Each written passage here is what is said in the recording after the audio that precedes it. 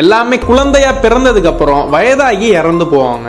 ஆனா இவரு பிறக்கிறப்ப முதியவரா குட்டியா பிறக்கிறாரு. இவர் பிறக்கிறப்பனா குழந்தையா தான் பிறக்கிறாரு. ஆனா இவரோட தோற்றம் மட்டும் 83 வயது மாதிரி இருக்கு. நிறைய டாக்டர் நான் செக் பண்ணி இவருக்கு 83 வயது ஆகுதுன்னு சொல்றாங்க. இவரோட அம்மாவும் இவர் பிறந்தோடனே இறந்துடுறாங்க. அவங்க அப்பாவுக்கு இந்த குழந்தைய பிடிக்காதனால ஒரு ஓல்டேஜ் ஹோமுக்கு வெளியில வச்சுட்டு கிளம்பிடுறாரு. அந்த முதியோர் இல்லத்திலேயே இந்த குழந்தையும் வளர்க்க ஆரம்பிக்கிறாங்க. இவருக்கு வயது ஆக ஆக ஒரு இளமை பருவத்துக்கு மாறிக்கிட்டே வராரு. இவரோட தோற்றமே இளமையாக மாறுது. அதாவது எல்லாத்துக்கும் புரியுற மாதிரி சொல்லணும்னா, நமக்கு ஒரு 60 ஏஜ் ஆயிருச்சுன்னா நம்ம ஒரு ஓல்ட் ஏஜ் மேனா ஆயிருவோம். ஆனா இவருக்கு ஒரு 60 வயசு வந்துருச்சுன்னா இவர் ஒரு டீனேஜ் பாயா மாறிடுறாரு. இவருக்கு வயது ஆக ஆக ஒரு இளமையான பையன் போல காணப்படுறாரு. நம்ம சிறு வயதுல என்னென்ன விஷயங்களை அனுபவிக்கிறோமோ அவரு கடைசி காலத்துல அதெல்லாம் அனுபவிப்பாரு.